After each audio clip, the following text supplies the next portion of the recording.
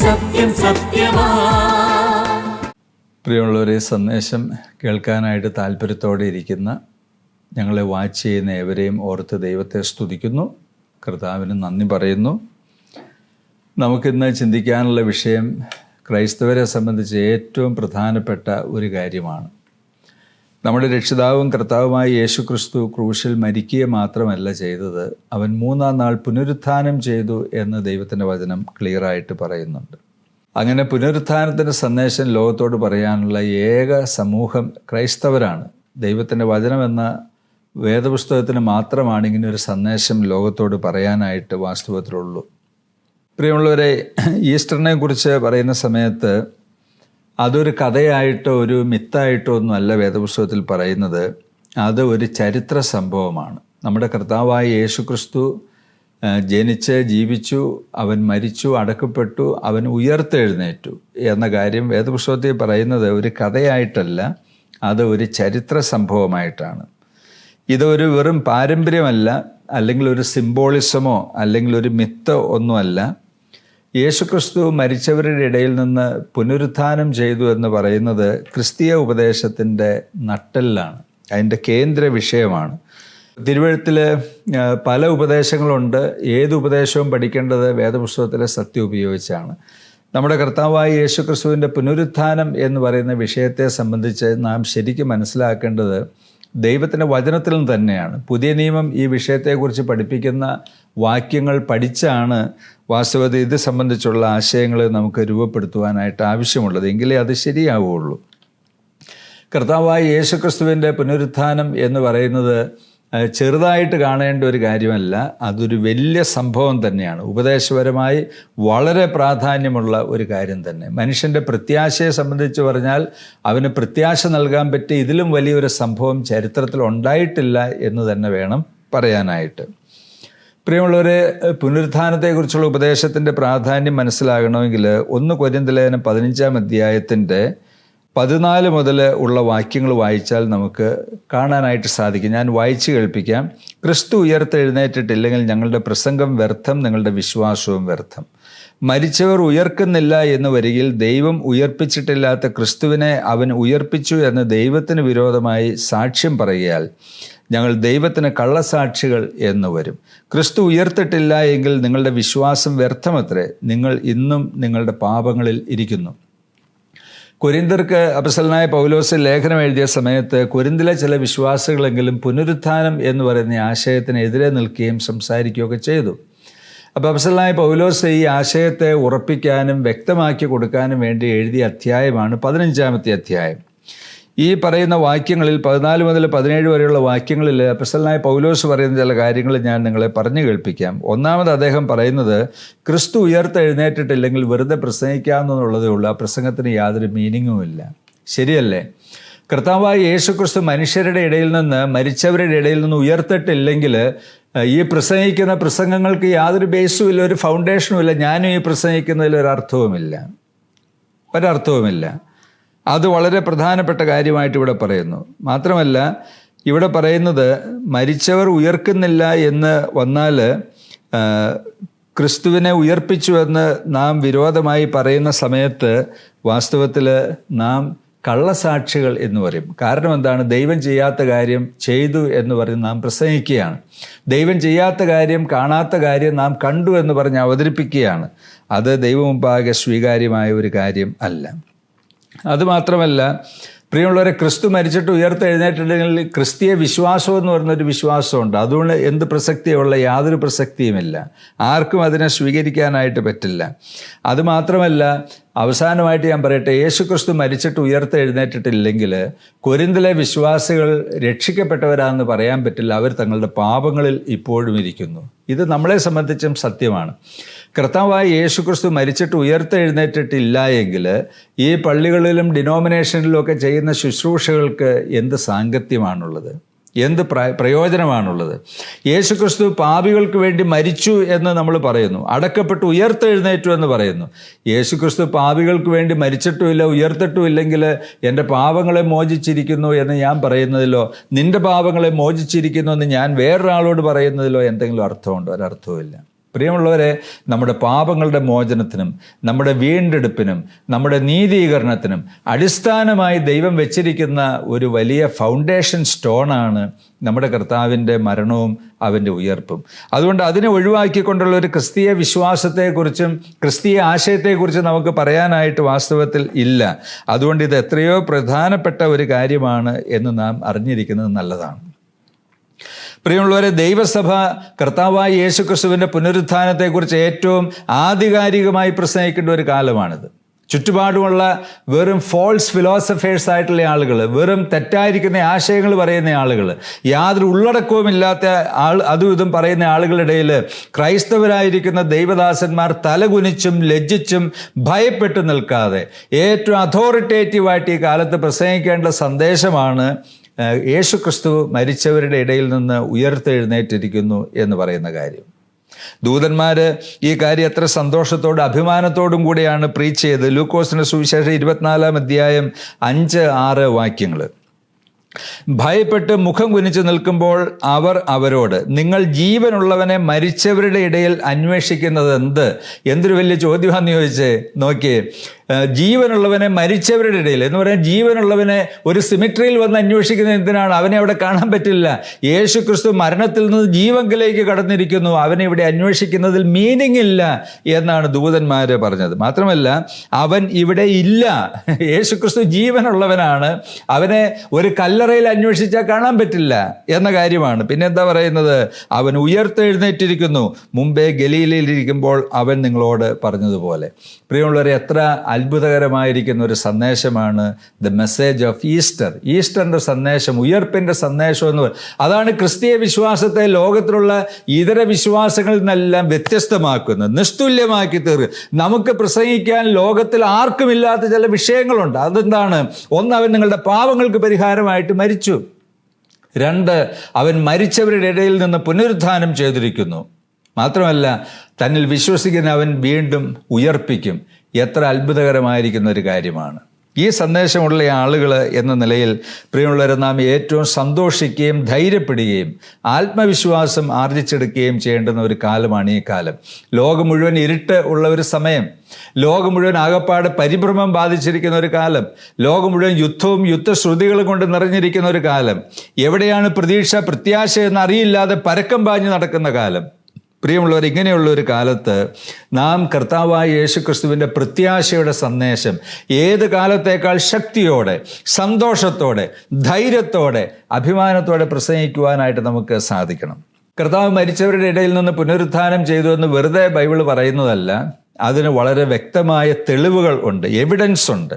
ക്രിസ്തുവിൻ്റെ പുനരുത്ഥാനത്തിന് വേദപുസ്തകത്തിൽ അനേക എവിഡൻസുകൾ പറയാനായിട്ടുണ്ട്.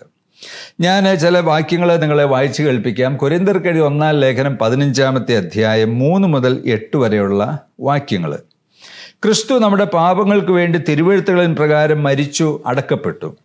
തിരുവെഴുത്തുകളിൻ പ്രകാരം 3-ാം നാൾ ഉയർത്തെഴുന്നേറ്റു. കേഫാവിനും പിന്നെ 12 പ്രത്യക്ഷനായി എന്നിങ്ങനെ ഞാൻ ഗ്രഹിച്ചത് തന്നെ നിങ്ങൾക്ക് ആദ്യമായി ഏൽപ്പിച്ച് തന്നുവല്ലോ. അനന്തരം അവൻ 500-ലധികം സഹോദരന്മാർക്ക് ഒരുമിച്ച് പ്രത്യക്ഷനായി. അവർ മിക്ക പേരും ഇന്ന് വരെ ജീവനോടെ ഇരിക്കുന്നു, ചിലരോ നിദ്ര പ്രാപിച്ചിരിക്കുന്നു. അനന്തരം അവൻ യാക്കോബിനും പിന്നെ അപ്പസ്തോലന്മാർക്ക് എല്ലാവർക്കും പ്രത്യക്ഷനായി. എല്ലാവർക്കും ഒടുവിൽ അകാല പ്രജ പോലെയുള്ള എനിക്കും പ്രത്യക്ഷനായി. പ്രിയമുള്ളവരെ, എന്താണ് ഈ വാക്യങ്ങളുടെ പശ്ചാത്തലം എന്ന് പറയുന്നത്? കൊരിന്തിലെ ആളുകൾ പലതരത്തിൽ പല ചോദ്യങ്ങൾ ചോദിക്കുന്നവരും അവരുടെ സംശയങ്ങൾ രേഖപ്പെടുത്തുന്നവരും അപ്പോസ്തലനായ പൗലോസുമായിട്ട് പല കാര്യങ്ങളിൽ ഡിബേറ്റ് നടത്തിയിട്ടുള്ള മനുഷ്യരൊക്കെയാണ്. ഒരുപക്ഷെ അവരിൽ പല ആളുകളൊക്കെ ഒരു സംശയം പ്രകടിപ്പിച്ചു, മരിച്ചവരുടെ ഇടയിൽ നിന്ന് പുനരുത്ഥാനം, അതെന്താണ് ഈ പറയുന്നത്? അതൊരു കഥയാണോ? അതിന് എവിഡൻസ് ഉണ്ടോ? തെളിവുകൾ വല്ലതുണ്ടോ എന്നൊക്കെ ഒരുപക്ഷെ അവർ ചോദിച്ചാണ്. കാരണം കൊരിന്തിലെ ആളുകൾ തത്വചിന്തകന്മാരാണ്. നമുക്കറിയാം, ഗ്രീസ് എന്ന് പറയുന്ന നാട് തത്വചിന്തകന്മാരുടെ നാടാണ്, ഫിലോസഫേഴ്സിൻ്റെ നാടാണ്. അവർക്ക് ഡിബേറ്റുകളും ക്വസ്റ്റ്യൻസും ഒക്കെ വളരെ സ്വാഭാവികമാണ്.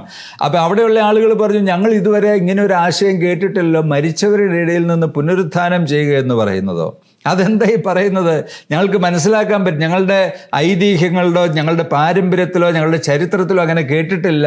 അപ്പോസ്തലനായ പൗലോസ് എന്ത് പുതിയ ആശയമാണ് ഈ പറയുന്നത് എന്ന് ഒരുപക്ഷെ അവർക്ക് സംശയം തോന്നി. അപ്പോൾ അപ്പോസ്തലൻ പറയുന്നത്, ഞാൻ പറയുന്നത് ഒരു കഥയല്ല, ഞാൻ പറയുന്നത് വെറുതെ ഒരു പാരമ്പര്യമല്ല, ഞാൻ പറയുന്നത് ചരിത്രത്തിൽ കർത്താവായ യേശുക്രിസ്തു നിർവഹിച്ചതായിരിക്കുന്ന യാഥാർത്ഥ്യമാണ്. ചരിത്രത്തിൻ്റെയും സമയത്തിൻ്റെയും കോണ്ടെക്സ്റ്റിൽ നടന്ന ഒരു ഹിസ്റ്റോറിക് ഇവൻ്റാണ് യേശുക്രിസ്തുവിൻ്റെ പുനരുത്ഥാനം എന്നാണ് അപ്പോസ്തലനായ പൗലോസ് പറയുന്നത്. പ്രിയമുള്ളവരെ, ഇന്ന് ഈ സന്ദേശം കേൾക്കുന്ന ആളുകളോട് എനിക്ക് പറയാനുള്ളത്, യേശുക്രിസ്തു മരിച്ചിട്ട് പുനരുത്ഥാനം ചെയ്തു എന്ന് നിങ്ങൾ ശരിക്കും വിശ്വസിക്കുന്നുണ്ടോ? ലോകത്തിൽ ക്രൈസ്തവരെന്ന് പറയാനായിട്ട് കോടാനുകോടി മനുഷ്യരുണ്ട്. 240 250 കോടി ആളുകളുണ്ട്. പക്ഷേ ക്രൈസ്തവരായിരിക്കുന്ന ആളുകളെല്ലാവരും വാസ്തവത്തിൽ യേശുക്രിസ്തുവിൻ്റെ റിസറക്ഷൻ, പുനരുത്ഥാനം അതൊരു സത്യമാണെന്ന് വിശ്വസിക്കുന്നുണ്ടോ? ചർച്ചസിൽ പോകുന്നു, ആരാധനയിൽ പങ്കെടുക്കുന്നു ഒക്കെ കേൾക്കുന്ന സമയത്ത് ഒരുപക്ഷെ അത് നമ്മുടെ സഭയിൽ അങ്ങനെയാണ് പറയുന്നത്, നമ്മൾ അങ്ങനെയൊക്കെയാണ് പറയുന്നത്, അത് നമ്മുടെ ഒരു വിശ്വാസമാണ്.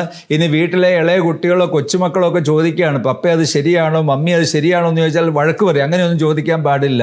പിന്നെ എന്താണ്, ഇതങ്ങ് വിശ്വസിച്ചോളണം. ഇത് നമ്മൾ പണ്ട് തൊട്ടേ വിശ്വസിച്ച് പോരുന്നതാണ്. എന്നാൽ പ്രിയമുള്ളവർ, ക്രിസ്തീയ വിശ്വാസത്തെ അങ്ങനെയല്ല പറഞ്ഞു പഠിപ്പിക്കേണ്ടത്. ക്രിസ്തീയ വിശ്വാസത്തെ പറഞ്ഞു പഠിപ്പിക്കേണ്ടത് അടിസ്ഥാനങ്ങളുള്ള, തെളിവുകളുള്ള, യാഥാർത്ഥ്യമുള്ള ഒരു ഉപദേശമാണ് ക്രിസ്ത്യൻ ഫെയ്ത്ത്. പുനരുത്ഥാനം എന്ന് പറയുന്ന വിഷയം എന്ന് പറയുന്ന ഒരു അമ്മൂമ്മ കഥയല്ല, അതൊരു ഇതിഹാസമല്ല.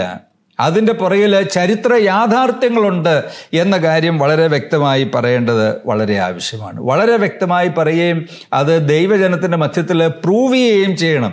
കാരണം എന്താണെന്ന് ചോദിച്ചാൽ, പുനരുത്ഥാനത്തെക്കുറിച്ച് ഉറപ്പ് പ്രാപിച്ച മനുഷ്യരെ കൊന്നുകളയും എന്ന് പറഞ്ഞ് പേടിപ്പിക്കാനായിട്ട് ഒരിക്കലും പറ്റില്ല. കാരണം എന്താണെന്ന് ചോദിച്ചാൽ, അവർക്കറിയാം ഞാൻ മരിച്ചാൽ ഞാൻ ഉയർക്കും, ശരീരത്തോടുകൂടെ ഉയർക്കും. അതിൻ്റെ തെളിവും അതിൻ്റെ ഉറപ്പും എന്താണ്? അതിൻ്റെ ഉറപ്പ് എന്താണെന്ന് ചോദിച്ചാൽ, നമ്മുടെ വിശ്വാസത്തിൻ്റെ നായകനും പൂർത്തി വരുത്തുന്നതിനുമായ യേശുക്രിസ്തു മരിച്ചവരുടെ ഇടയിൽ നിന്ന് പുനരുത്ഥാനം ചെയ്തതാണ് അതിൻ്റെ ഏറ്റവും വലിയ തെളിവ്. താങ്കൾ മരിച്ചാൽ മരിച്ചവരുടെ ഇടയിൽ നിന്ന് പുനരുത്ഥാനം ചെയ്യുമെന്ന് വിശ്വസിക്കുന്നുണ്ടോ? ഉണ്ട് എന്നാണ്. കർത്താവ് നിശ്ചയിച്ചിട്ടുള്ള ഒരു ദിവസമുണ്ട്, പുനരുത്ഥാനത്തിൻ്റെ നാഴികയുണ്ട്. ആ നാഴികയിൽ ക്രിസ്തുവിൽ മരിച്ചവരൊക്കെയും ഉത്ഥാനം ചെയ്യുക തന്നെ ചെയ്യും. അതിൻ്റെ തെളിവെന്ന് പറയുന്നത് നമ്മുടെ കർത്താവായ യേശു ക്രിസ്തു തന്നെ മരിച്ചവരുടെ ഇടയിൽ നിന്ന് പുനരുത്ഥാനം ചെയ്തു.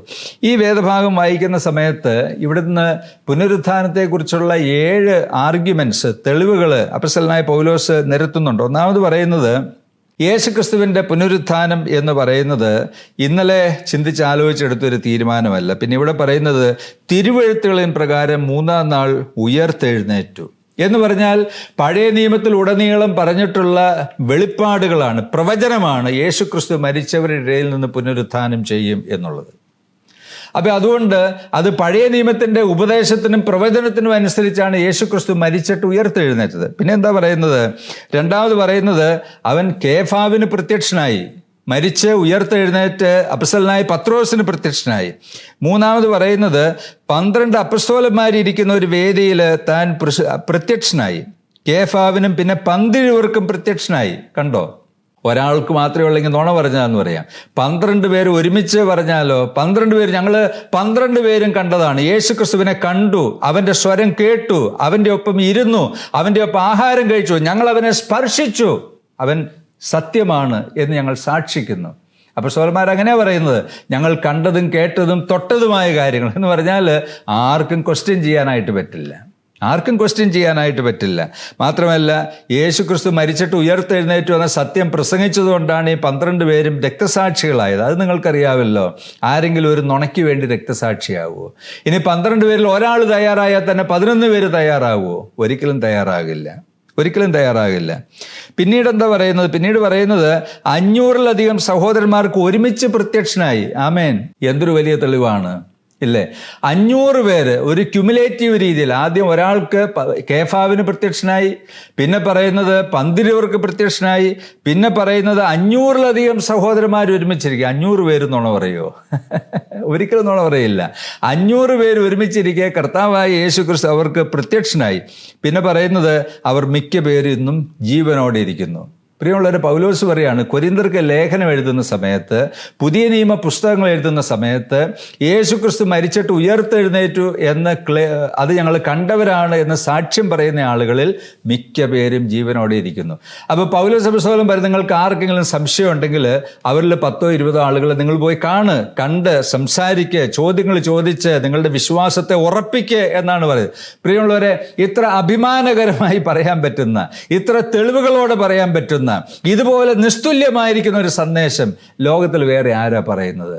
വേറെ ആർക്കാണ് പറയാനുള്ളത്? വേറെ ആർക്കാണ് വിശ്വസിക്കാനുള്ളത്?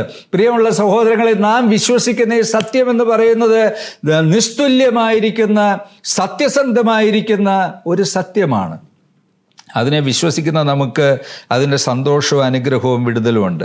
പിന്നെ പറയുന്നത്, അവൻ യാക്കോബിന് പ്രത്യക്ഷനായി, യേശുക്രിസ്തുവിൻ്റെ സഹോദരനായ യാക്കോബിന് പ്രത്യക്ഷനായി.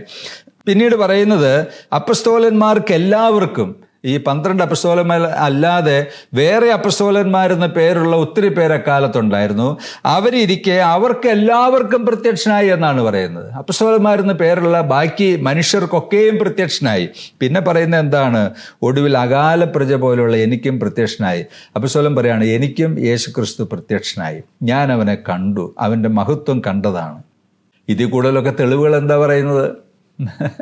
പണ്ട് ഒരു രാജാവ് ഉണ്ടായിരുന്നു, രാജാവിൻ്റെ കാലത്ത് ഇങ്ങനെ സംഭവിച്ചെന്നാണ് ഇവിടെ പറയുന്നത്. അങ്ങനെയല്ല, ഇത് വ്യക്തികളുടെ പേരുകൾ സഹിതം പറയുകയാണല്ലേ. അവരൊക്കെ ജീവനോടെ ഇരിപ്പുണ്ട്, നിങ്ങൾ വേണമെങ്കിൽ പോയി കണ്ടോ, സംസാരിച്ചോ, നിങ്ങളുടെ സംശയങ്ങൾ ദൂരീകരിക്കുക എന്നൊക്കെ പറയുമ്പം ഇതിനേക്കാൾ വ്യക്തമായിട്ട് റിസറക്ഷനെ കുറിച്ച് എങ്ങനെയാണ് പറയുന്നത്? എൻ്റെ ഈ സന്ദേശത്തെ കേൾക്കുന്ന പ്രിയപ്പെട്ടവരോട് എനിക്ക് പറയാനുള്ളത്, നിങ്ങളുടെ ബാക്ക്ഗ്രൗണ്ട്, നിങ്ങളുടെ പശ്ചാത്തലം എന്താണോ എനിക്കറിയില്ല, എന്തുമാകട്ടെ, പക്ഷേ ദൈവത്തിൻ്റെ വചനത്തിൽ വെളിപ്പെടുത്തിയിട്ടുള്ള പുനരുത്ഥാനം, ക്രിസ്തുവിൻ്റെ പുനരുത്ഥാനം എന്ന് പറയുന്ന സത്യം ക്രിസ്തീയ വിശ്വാസത്തിൻ്റെ നട്ടെല്ലാണ്. അതിനെ എടുത്ത് മാറ്റി കഴിഞ്ഞു കഴിഞ്ഞാൽ പിന്നെ ഈ പ്രസംഗിക്കുന്നതിലും ട്രാക്റ്റ് വിതരണം ചെയ്യുന്നതിലും ക്രിസ്തുവിന് വേണ്ടി മരിക്കുന്നതിലൊന്നും ഒരർത്ഥവുമില്ല. യേശു ക്രിസ്തു മരിച്ചിട്ട് പുനരുത്ഥാനം ചെയ്തവനാണ്. ഈ സത്യത്തിൻ്റെ പ്രായോഗികമായിരിക്കുന്ന വശം, ഇതുകൊണ്ട് എനിക്ക് എന്താ പ്രയോജനം?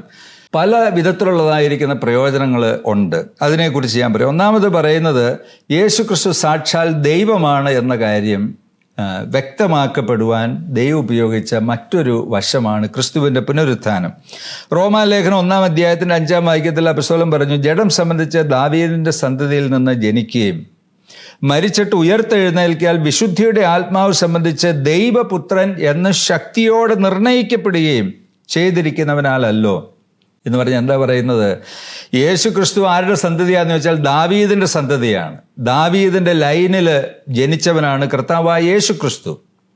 അങ്ങനെ ഒരു വശമുണ്ട് എന്ന് പറഞ്ഞാൽ താൻ ഒരു വശത്ത് മനുഷ്യനാണ്, എന്നിട്ട് അതിൻ്റെ മറുവശം പറയുകയാണ്, വിശുദ്ധിയുടെ ആത്മാവ് സംബന്ധിച്ച് ദൈവപുത്രൻ, he was son of God, സാക്ഷാൽ ദൈവമാണ് എന്നെങ്ങനെ അറിയാം? അവൻ മരിച്ചവരുടെ ഇടയിൽ നിന്ന് ദേഹസഹിതനായി പുനരുത്ഥാനം ചെയ്തു. തൻ്റെ ദൈവത്വത്തെ അടിവരയിട്ട് ഉറപ്പിച്ച ഒരു കാര്യമാണ്. യേശുക്രിസ്തു ദൈവമാണോ എന്നൊക്കെ ചോദിക്കുന്ന മനുഷ്യരോട് പറയാനുള്ളത്, യേശുക്രിസ്തു ദൈവമാണ്. എല്ലാ സന്തോഷത്തോടും ചോദ്യം ചോദിക്കുന്നവരുള്ള ബഹുമാനത്തോടും ആർജവത്തോടും കൂടെ നമുക്ക് പറയാൻ പറ്റും, യേശുക്രിസ്തു ദൈവമാണ്. എന്താണ് അതിൻ്റെ തെളിവ്? അതിൻ്റെ ഏറ്റവും വലിയ തെളിവ്, അവൻ മരിച്ചിട്ട് പുനരുത്ഥാനം ചെയ്തു. അങ്ങനെ വേറൊരാളെ കാണിച്ചതായിട്ട് ചരിത്രത്തിൽ നിന്ന് കാണിക്കുക. ദേഹസഹിതം മരിച്ച് 3 ദിവസം കഴിഞ്ഞ് താൻ ദേഹസഹിതനായി പുനരുത്ഥാനം ചെയ്തു എന്ന് പറയുന്നത് എത്രയോ ശക്തമായിരിക്കുന്ന ഒരു ആർഗ്യുമെൻ്റാണ്. അതുകൊണ്ട് പ്രിയമുള്ളവരെ, ഈ വിശ്വാസത്തിന് വേണ്ടി നിൽക്കുന്ന ദൈവമക്കൾക്ക് ഉള്ളിൽ ധൈര്യമുള്ളവരായിട്ട് നിൽക്കാം, സന്തോഷമുള്ളവരായി അഭിമാനമുള്ള ആളുകളായിട്ട് നിൽക്കാം. മരണത്തിൻ്റെ മേൽ ജയം വരിച്ചു എന്ന് പറയുന്ന ഒരു രക്ഷകനാണ് നമ്മുടെ വിശ്വാസത്തിൻ്റെ നായകനും പൂർത്തി വരുത്തുന്നവനും. അവൻ മരണം കണ്ടാൽ പേടിക്കുന്നവനല്ല, കുട്ടി മരിച്ചിട്ടില്ല ഉറങ്ങുക അത്രേ എന്ന് പറഞ്ഞ് അവനെ എഴുന്നേൽപ്പിക്കുന്ന, ആ കുട്ടി എഴുന്നേൽപ്പിക്കുന്ന ഒരു രക്ഷകൻ. ലാസറിൻ്റെ കല്ലറയുടെ കവാടത്തിൽ നിന്ന് അവൻ കരഞ്ഞു. കാരണം എന്താണ്? അവിടെയുള്ള സ്ത്രീകളും മറ്റുള്ളവരും കരയുന്നത് കണ്ടപ്പോൾ അവരുടെ കരച്ചിലിൽ താൻ താതാത്മ്യപ്പെട്ടു, അവരുടെ സങ്കടത്തിൽ താതാത്മ്യപ്പെട്ടു. പക്ഷെ എന്നാ ചെയ്യേണ്ടതെന്ന് അറിയില്ലാതെ നിൽക്കുകയല്ല. പിന്നെ എന്താ പറയുന്നത്? ലാസറെ പുറത്തു വരിക എന്ന് പറയാൻ അധികാരമുള്ളവനാണ്. അതാണ് നമ്മുടെ കർത്താവ്. രണ്ടാമത് പറയുന്ന മറ്റൊരു പ്രയോജനമെന്ന് പറയുന്നത്, നമ്മുടെ നീതീകരണത്തിനായിട്ട് യേശു ക്രിസ്തു ഉയർത്തെഴുന്നേറ്റും ഇരിക്കുന്നു. റോമാലേഖനം 4-ാം അധ്യായത്തിൻ്റെ 24-ാമത്തെ വാക്യത്തിൽ, നമ്മുടെ അതിക്രമങ്ങൾ നിമിത്തം മരണത്തിനെ ഏൽപ്പിച്ചും നമ്മുടെ നീതീകരണത്തിനായി ഉയർപ്പിച്ചും ഇരിക്കുന്ന. പ്രിയമുള്ളവർ, വിശ്വാസികളെ ദൈവത്തിൻ്റെ വചനത്തിൽ പറയുന്നത് നീതിമാന്മാർ എന്നാണ്. എന്തുകൊണ്ടാണ് നമ്മളെ നീതിമാന്മാർ എന്ന് വിളിക്കുന്നത്? നമ്മൾ പ്രവർത്തിച്ച് നേടിയെടുത്ത നീതിയുടെ അടിസ്ഥാനത്തിലല്ല.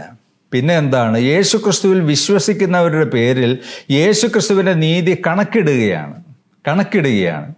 നാം ക്രിസ്തുവിൽ മരിച്ചു, ക്രിസ്തുവിൽ അടക്കപ്പെട്ടു, ക്രിസ്തുവിൽ ഉയർത്തെഴുന്നേറ്റിരിക്കുന്നു. ഇനി ക്രിസ്തുവിനുള്ളതൊക്കെയും നമുക്കുള്ളതാണ്. അവൻ തന്നെ നമ്മുടെ ജ്ഞാനവും നീതിയും ശുദ്ധീകരണവും നീതീകരണവും. നമ്മുടെ പ്രശംസ യേശുക്രിസ്തുവിൻ്റെ ക്രൂശിലാണ്. ദൈവത്തിൻ്റെ വചനം കേട്ട് യേശുക്രിസ്തു കാൽവരിയിലെ ക്രൂശിൽ മരിച്ചു എന്ന് മനസ്സിലാക്കി മനുഷ്യർ യേശുക്രിസ്തുവിനെ സ്വീകരിക്കണം. ഹൃദയത്തിൻ്റെ കവാടങ്ങൾ തുറന്ന് യേശുക്രിസ്തുവിനെ ഹൃദയത്തിലേക്ക് സ്വീകരിക്കണം. അങ്ങനെ സ്വീകരിക്കുന്ന കാര്യത്തെക്കുറിച്ച് ബൈബിളിൽ പറയുന്നത്, സ്വർഗത്തിലെ ദൈവം അവരെ നീതിമാന്മാരായിട്ട് പ്രഖ്യാപിക്കുന്നു. നീതീകരിക്കുക എന്നുള്ള വാക്കിൻ്റെ അർത്ഥം നീതിമാൻ എന്ന് പ്രഖ്യാപിക്കുക എന്നാണ്. നീതിയുള്ള മനുഷ്യരായിട്ട് ദൈവം അവരെ കണക്കാക്കുകയാണ്.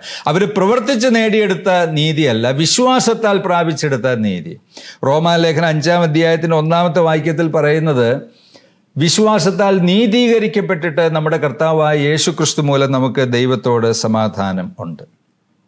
വിശ്വാസത്താൽ നീതീകരിക്കപ്പെട്ടിട്ട്. പ്രിയമുള്ള ശ്രോതാക്കളെ ഞാൻ ചോദിക്കട്ടെ, ദൈവത്തിന് മുൻപാകെ നിങ്ങൾ നീതീകരിക്കപ്പെട്ട ആളുകളാണോ? അല്ലെങ്കിൽ വിശ്വാസത്താൽ നീതീകരിക്കപ്പെടണം. എങ്ങനെയാണ്? യേശുക്രിസ്തു എൻ്റെ പാപങ്ങൾക്ക് പരിഹാരമായി തീർന്നു, അവൻ എനിക്ക് പകരമായിട്ട് മരിച്ചു, അവൻ എൻ്റെ രക്ഷകനാണ്, എൻ്റെ നേതാവാണ്, എൻ്റെ കർത്താവാണ് എന്ന് പറഞ്ഞ് വിശ്വാസത്താൽ അക്സെപ്റ്റ് ചെയ്യുന്ന സമയത്ത് നമുക്ക് പറയാൻ പറ്റും, നീതീകരിക്കപ്പെട്ടിരിക്കുന്നു. നീതിമാൻ എന്ന സ്വർഗം അവരെ പ്രഖ്യാപിച്ചിരിക്കുന്നു. എത്ര വലിയ സന്തോഷമാണ്! യേശുക്രിസ്തുവിൻ്റെ പുനരുത്ഥാനത്തിൻ്റെ മറ്റൊരു നന്മ എന്ന് പറയുന്നത്, ഇത് വിജയത്തിൻ്റെ അടയാളമാണ്. എന്തിൻ്റെ മേൽ? മരണത്തിൻ്റെ മേൽ, പാപത്തിൻ്റെ മേൽ, പിശാചിൻ്റെ മേലുള്ള ജയത്തിൻ്റെ അടയാളം. പിശാചിനെ ആയുധവർഗം വെപ്പിച്ചു, മരണത്തിൻ്റെ ഭീകരമായിരിക്കുന്ന പാശങ്ങളെ അറുത്തു കളഞ്ഞു, പാപത്തിൻ്റെ ശക്തിയെ ഒടിച്ചു കളഞ്ഞു. ക്രിസ്തുവിൽ ഒരു മനുഷ്യനെ സ്വതന്ത്രനാക്കി തീർക്കുന്ന ഒരു വലിയ അനുഭവമാണ് പുനരുത്ഥാനം എന്ന് പറയുന്ന ആശയത്തിലൂടെ നമുക്ക് ലഭിക്കുന്നത്. മാത്രമല്ല, നമ്മുടെ ഉള്ളിൽ വലിയ ഒരു പ്രത്യാശ ഉറപ്പിച്ച് തരികയാണ്. തെസ്സലോനിക്ക ലേഖനം 4-ാം അധ്യായത്തിൻ്റെ 14-ാമത്തെ വാക്യത്തിൽ, യേശു മരിക്കുകയും ജീവിച്ചെഴുന്നേൽക്കുകയും ചെയ്തു എന്ന് നാം വിശ്വസിക്കുന്നു എങ്കിൽ അങ്ങനെ തന്നെ ദൈവം നിദ്ര കൊണ്ടവരെയും യേശു മുഖാന്തരം അവനോട് കൂടെ വരുത്തും. പ്രിയമുള്ളവരെ, എത്ര വലിയ കാര്യമാണ്!